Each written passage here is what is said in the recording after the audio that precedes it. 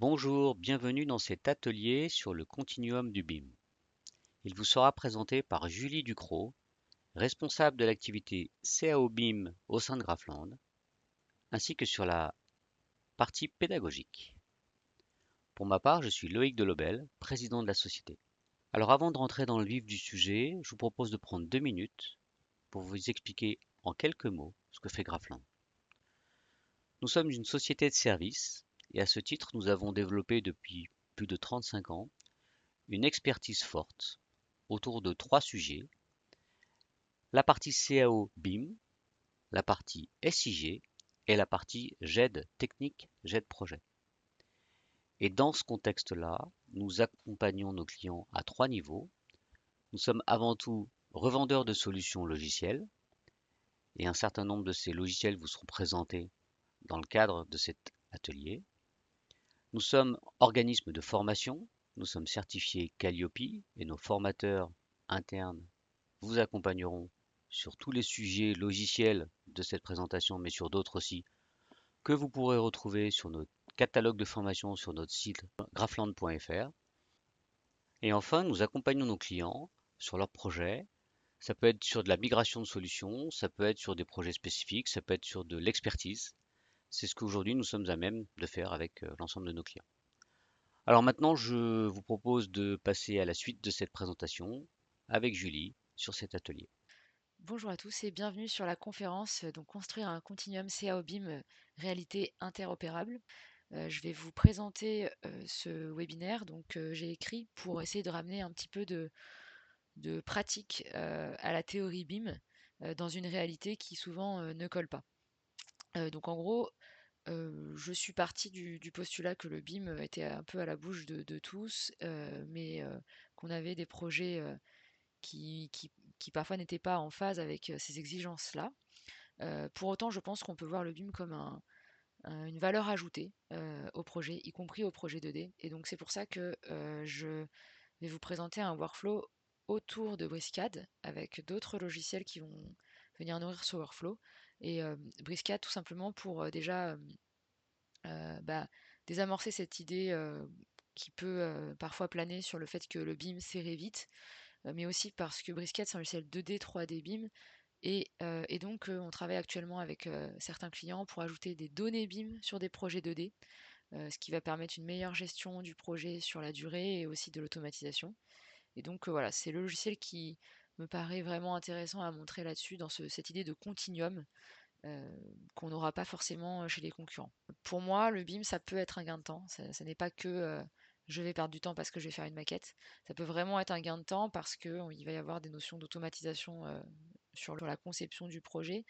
Et en plus, ça peut être un gain de temps sur le long terme. Je vais revenir dessus avec les points suivants. Donc, par exemple, on va avoir une précision maximale parce que le relevé qui va être fait avec un scan va vous permettre d'avoir derrière un dessin qui est juste, un dessin qui va pouvoir, dans lequel vous allez pouvoir avoir confiance pour faire votre maquette.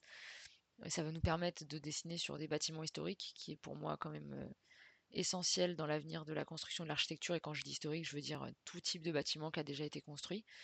Donc on va pouvoir entrer dans la réhabilitation grâce au BIM. Donc c'est un sujet qui est super important en ce moment. Ça va permettre le BIM de faire du suivi de projet, du contrôle dans le chantier, donc contrôler votre projet dès la phase de conception, les coûts, les écarts, les choses comme ça. Et puis après, pendant le chantier, on va pouvoir comme ça vérifier que les choses sont bien mises en place. Ce numérique twin en maquette va vous permettre de fiabiliser votre suivi de chantier. Avec le scan et la maquette, on a forcément moins de visites de terrain parce que déjà pour le relevé, il n'y a pas besoin d'y retourner. Et puis pour la maquette, c'est pareil, on va pouvoir, si elle est à jour, continuer à prendre des cotes, éviter de refaire des relevés, même des extensions par exemple, ou des travaux qui interviendraient plus tard. Donc dans tout ça, en fait, on a un cycle de complet de vie du projet, de la conception jusqu'à après et encore après, après, puisque la maquette peut être enrichie et va pouvoir servir ad vitam aeternam dans la phase de conception du bâtiment, dans la vie du bâtiment finalement.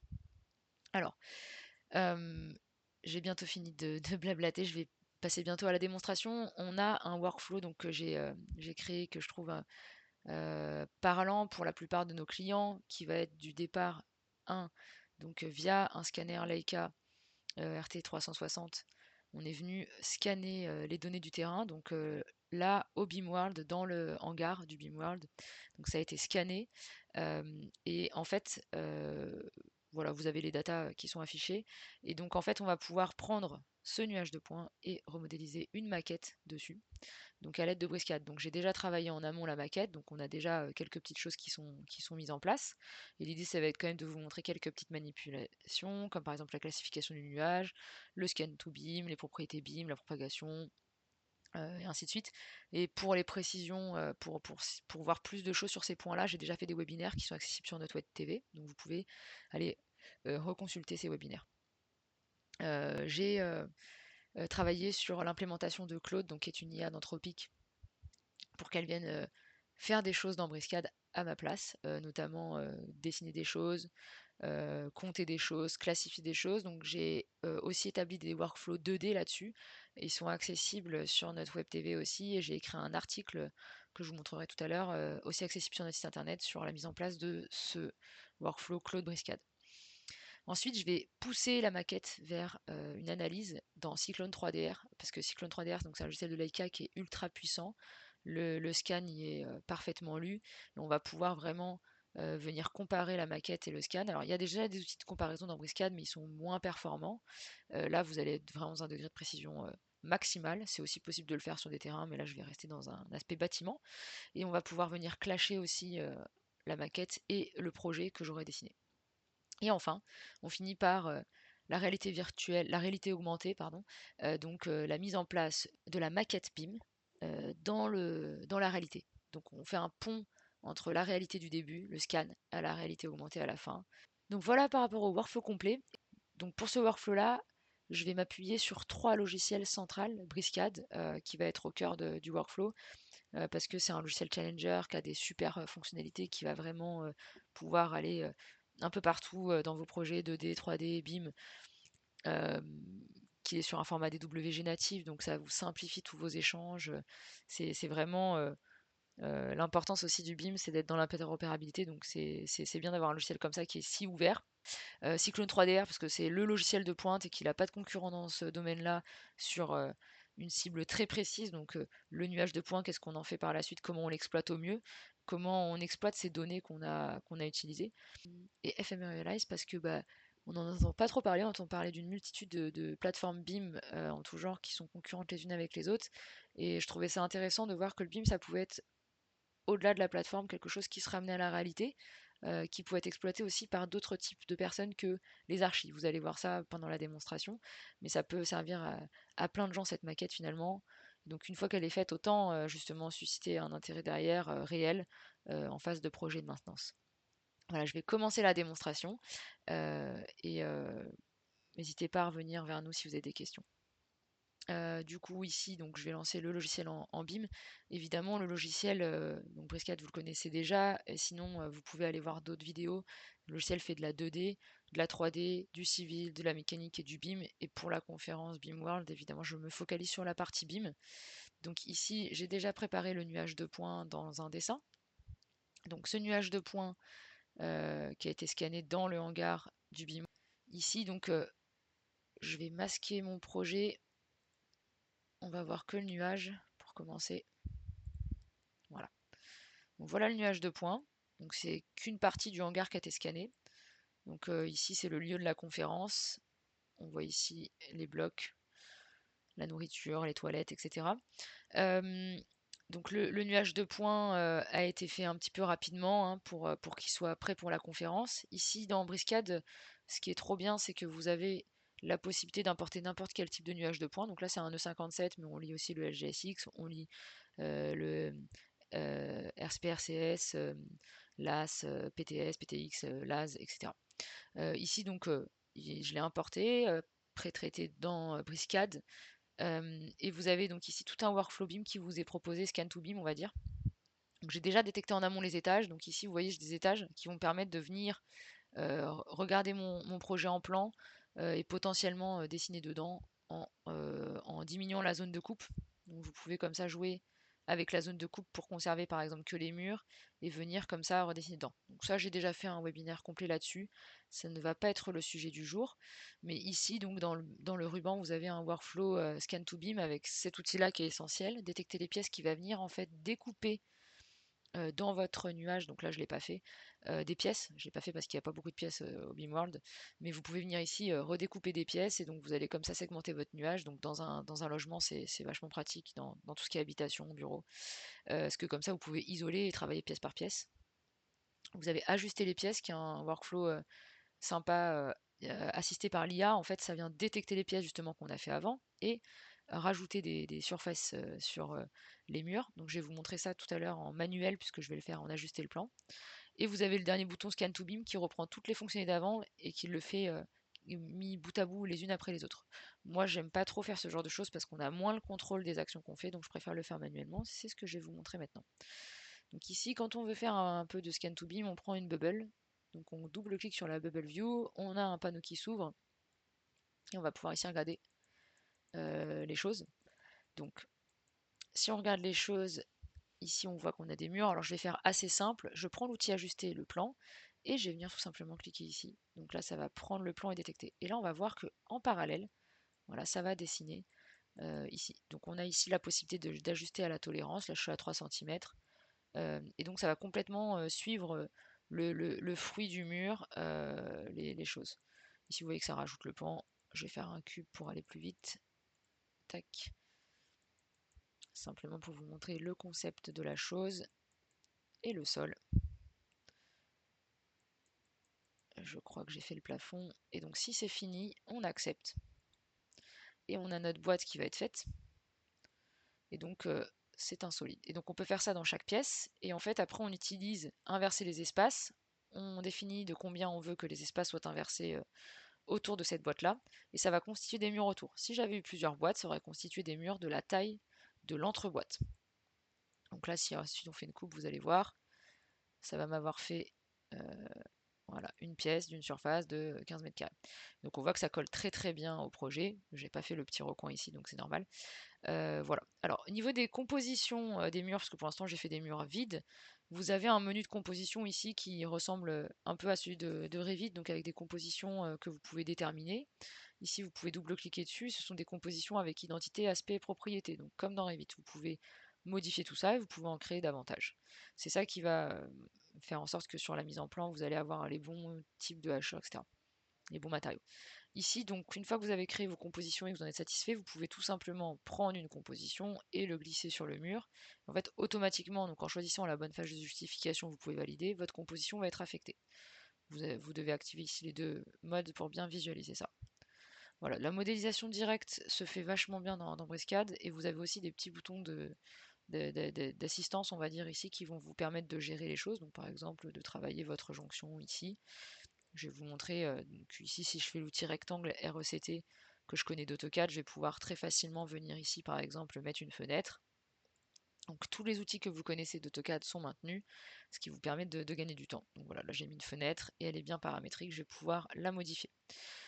Je vais pas trop m'attarder sur le scan to beam pendant cette démonstration, parce que j'ai déjà fait plusieurs démos là-dessus et que du coup vous pourrez aller les consulter sur notre web TV.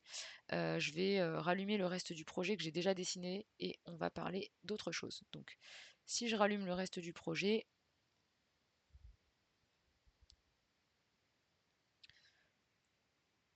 voilà notre projet. Donc j'ai modélisé qu'une petite partie, j'ai pas eu beaucoup de temps. Et donc on est ici au workshop. Donc ici, j'ai dessiné des choses en définissant bien les catégories BIM. Donc dans Briscad, faire des catégories BIM, c'est très simple. Vous pouvez modéliser n'importe quelle chose et le classifier par la suite en fait via l'outil de classification. Donc soit ici vous avez des classes directes qui vous sont proposées, soit ici vous pouvez reclasser. Donc ça c'est très simple. Donc ça si je dis que c'est un mur, maintenant c'est un mur. Donc vous allez comme ça pouvoir classer des choses et automatiquement affecter des propriétés BIM. Donc là, vous voyez ici, j'avais créé une propriété BIM World Maintenance que je peux renseigner si j'ai envie 2040. Donc pour créer des propriétés BIM aussi dans Briscad, c'est super facile. Donc ça, c'est quelque chose d'assez appréciable. Vous pouvez aller ici dans Données BIM propriétés et vous allez retrouver en fait les propriétés que j'ai créées tout à l'heure. vous pouvez importer des propriétés type omniclass, uniclass, et donc rajouter ce genre de codification via des XML. Et sinon, vous pouvez créer des propriétés vous-même. Donc par exemple, je peux créer une propriété Toto et je dis en fait ici dans le jeu de propriété à quoi je l'affecte. Donc là, Toto va s'affecter à tout. Si je veux n'affecter que à certaines catégories, je crée un nouveau jeu que je vais appeler par exemple DAL. C'est pas normalement comme ça qu'on les appelle, hein, mais que j'affecte que à DAL et la propriété qui s'ensuit que je vais appeler TotoDAL. Et voilà. Et donc là maintenant, si je regarde, si je sélectionne une dalle, elle va bien avoir BeamWorld Toto et elle va aussi avoir dalle TotoDAL. Alors que si je sélectionne le mur, je ne vais avoir que BeamWorld et je n'aurai pas TotoDAL. Donc voilà pour les propriétés BIM. On peut y exporter en briscade en IFC 4x3. Donc vous allez bénéficier des propriétés civiles de l'IFC qui ont été rajoutées dans celui-ci. On importe aussi en RVT et on exporte en RVT, ce qui est très pratique. Alors depuis tout à l'heure, mon nuage est bleu et vert, c'est parce que je l'ai activé avec les normales. Pour information, dans l'onglet nuage de points, ici vous avez un outil qui s'appelle palette et qui vous permet de visualiser votre nuage selon certaines choses. Donc vous pouvez visualiser selon les normales, moi j'aime bien, je trouve ça agréable, ou selon la numérisation, donc qui est le réel, ou selon les classifications, parce que dans Briscade vous avez un outil d'IA qui permet de classifier votre nuage, qui vous permet de masquer certaines classes. Donc ici, si je retourne dans le navigateur de projet, ici je peux par exemple dans les classes que j'ai classées virer le mobilier. Et donc le mobilier va disparaître. Virer le plafond. Et donc le plafond va disparaître. Donc on peut comme ça la structure en acier. Vous voyez, virer les choses et travailler de manière plus sereine dedans, plus facile. Alors, ici, si je rallume tout, je vais pouvoir, et vous pouvez reclasser manuellement pour faciliter le travail. Donc on va masquer maintenant l'intégralité du nuage et je vais venir travailler sur quelques petits outils. Donc je parle un petit peu d'IA depuis tout à l'heure, donc Scan2Beam c'en est un. Il y a quelques petits outils d'automatisation qui sont très sympas dans Briscade. Je vais en montrer un, donc Propager, que j'apprécie beaucoup. Propager, donc vous pouvez venir ici prendre des profils. Alors les profils sont paramétriques, vous en avez de toutes sortes et vous pouvez en rajouter des I, des U, des O, voilà, ça va vous permettre de dessiner très facilement des structures. Donc par exemple, si je prends la 310-110, je vais venir dessiner une structure ici. Donc je le fais un petit peu rapidement. Ici, ma structure est dessinée. Je vais donc déplacer ma structure en répétant, donc avec le manipulateur, qui est un outil qui est assez sympa pour déplacer en 3D. On va en tourner quelques-unes pour que vous voyez que ça détecte même si on n'est pas parallèle. Voilà. Donc je vais sélectionner les deux solides et faire la propagation après avoir travaillé voilà, leur jonction. Donc ici, je peux choisir la jonction que je souhaite avoir avec les solides en question. Et ici, donc j'ai travaillé une jonction. Alors ici, je vais maintenant venir propager ça au reste du modèle en sélectionnant l'élément qui a été modifié. Une fois que c'est fait, il analyse le dessin et il me propose si je veux propager ça aux différents endroits dans le projet. Donc ça, c'est vraiment très pratique, ça fait gagner énormément de temps. Attendez, je vais améliorer une variable pour que ce soit plus joli à l'écran. Voilà. Ici, donc on a la possibilité aussi d'enregistrer ce genre de détails. Donc j'en ai enregistré un exprès pour cette conférence. Et donc on va pouvoir comme ça euh, conserver les éléments de détail qu'on a fait pour pouvoir facilement repropager dans nos futurs projets. Donc ça peut être des jonctions de murs, des détails de structure, des acrotères, des choses comme ça. Et on aura le même principe d'appliquer ou non partout notre élément. Donc là, c'est une petite pièce métallique que j'ai fait rajouter dessous, vous voyez. Ça c'est bien rajouté dans mon modèle. Alors, je vais vous montrer un petit peu l'intégration donc de Claude. Donc Claude qui est une IA anthropique que j'ai connecté à Briscade via un serveur MCP. Donc c'est un travail qui est en, pro- en- en phase de recherche, on va dire, puisque c'est très récent. J'ai pour l'instant pas testé l'ensemble des workflows qui étaient possibles de mettre en place. Et d'ailleurs, si vous avez des envies de test ou d'accompagnement là-dessus avec nous, n'hésitez pas à nous en faire part parce qu'il y a vraiment quelque chose à faire, je pense. J'ai écrit un article que je vous montrerai tout à l'heure sur notre site internet qui parle de tout ça.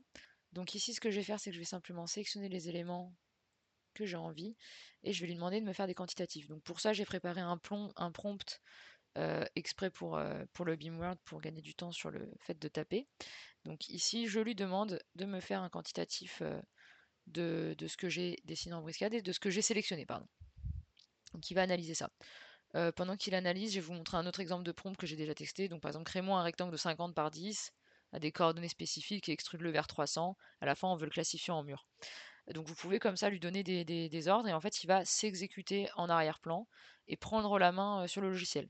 Donc pour ça j'ai écrit un article que vous pourrez retrouver sur notre site internet.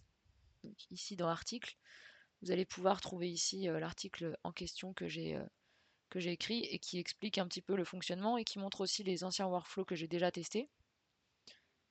Donc là vous avez une vidéo de création de ces différents workflows. J'ai expliqué ici le protocole que j'ai mis en place et la logique et les workflows qu'on a testés. Donc ça va permettre de dessiner directement, de prendre une image scannée et de redessiner cette image scannée directement dans Briscad. Il est possible aussi de donner un descriptif de projet et qu'il crée vos calques, qu'il crée vos murs, il crée tout ça. Et on peut aussi l'utiliser dans des variantes. Donc dessine-moi un arbre, un feuillu, un palmier, j'en sais rien, voilà. Donc il y a beaucoup de possibilités et j'ai aussi plein de workflows que j'ai envie de tester. Et donc là, il y en a un que je vous teste maintenant devant vous, donc celui des quantitatifs qui va permettre d'être fait dans Claude. Donc là, je lui ai pas précisé beaucoup de choses pour pas qu'on perde trop de temps. Et vous voyez qu'il a bien reconnu tous les éléments et qu'il m'a sorti les dimensions, la surface, les choses comme ça. On peut aller très loin, on peut lui demander n'importe quelle propriété en fait qu'il aura et il vous sortira des quantitatifs comme ça. Voilà, vous voyez, j'ai le mètre cube de ces objets-là. On va pouvoir tester la deuxième prompt que j'avais écrit donc pour dessiner à un endroit spécifique un poteau. Donc voilà, je l'envoie dedans. Pendant que ça charge, je retourne un petit peu sur notre site internet. Je l'ai évoqué tout à l'heure, donc on a la Web TV qui vous propose ici pas mal de choses. Vous pouvez donc par exemple aller voir nos ateliers de création. Donc là justement celui sur Claude qui est le dernier qu'on a posté. Voilà, vous retrouverez ici pas mal d'ateliers de création en tout genre. On le fait aussi sur d'autres logiciels, pas que Briscad. Vous trouverez Hotess Format, Revit, etc. Donc sur la Web TV, vous avez plusieurs types de vidéos, les webinaires, les actualités, les formations, les astuces logicielles, les mini-challenges. Les mini-challenges aussi, c'est sympa, c'est sur une action en général, création de composition, lequel choisir. Et on va faire en fait la même chose des deux côtés pour comparer justement comment ça se fait. Donc c'est à but éducatif, instructif, on va dire. Et on explique comment faire et quel est le logiciel le plus rapide pour faire cette action-là. Donc voilà, il y en a différents types. Et donc vous retrouverez aussi dans nos webinaires tous les anciens webinaires qu'on a fait, notamment sur les 2026. Je vous en parle aussi parce qu'on va faire bientôt des webinaires sur les 26.2 de Briscad qui est sorti cette semaine en anglais et qui sortira bientôt en français. Et vous voyez donc il m'a créé mon rectangle de 50 par 10 classifié en mur comme c'est écrit ici, comme ça avait été écrit dans le prompt à la position que j'ai donnée ici. Donc vous pouvez aussi lui faire dessiner des choses à des intervalles. Voilà. On va maintenant passer à la suite. Donc voilà pour l'interaction avec Claude. Il est possible de tester plein de workflows et voilà, venez vers nous si vous avez envie de les tester, parce que ça peut être très sympa. Pour les quantitatifs, évidemment, vous n'êtes pas obligé d'aller dans Claude, hein. Vous en avez intégré dans Briscad. Donc dans Navigator BIM, ici, on retrouve l'ensemble des coupes, l'ensemble des mises en page ici que je vais vous montrer. Et donc j'ai déjà collé des quantitatifs ici que j'ai fait. Quantitatifs qui peuvent être sympas. Vous pouvez même mettre des visuels des objets que vous avez dans les quantitatifs. Donc dans Briscade, vous avez déjà la possibilité de faire ça, mais Claude peut peut-être vous faciliter la main et, comme je le disais, intervenir sur d'autres phases de dessin, de vérification, voilà. Donc ici, les quantitatifs dans Briscade sont natifs, vous avez un panneau dédié pour ça. J'en profite pour du coup vous montrer un petit peu la mise en page qui va fonctionner un petit peu comme dans Revit avec un cliquer glisser des vues et la possibilité de relier un cartouche à des propriétés que vous pouvez renseigner ici. J'en ai fini avec la partie briscade, donc on va maintenant pousser notre maquette vers Cyclone 3DR, donc le produit Leica dédié aux nuages de points et modèles. Donc c'est un logiciel extrêmement puissant, vous allez voir, qui tourne très très très très bien, qui va permettre de vraiment analyser votre nuage. Donc ici, j'ai mon nuage que j'ai scanné. Donc déjà, vous voyez que l'affichage est beaucoup plus fin. On va être sur une fluidité maximale, hein. C'est vraiment un logiciel fait pour ça. Donc là, je vois mon nuage. Ici, j'ai importé donc ma maquette dedans au préalable. Donc ici, je peux visualiser mon projet. Vous voyez? Donc là, je vois mon projet versus mon nuage. Et donc, pour comparer ces éléments-là, vous pouvez lancer ce qu'on appelle des analyses. Donc ici, vous pouvez lancer une analyse de votre maquette. Et donc, en fait, ça va vous montrer, selon une tolérance, les choses qui sont correctement modélisées ou pas. Donc, je modélise assez vite, et c'est quand même pas trop mal.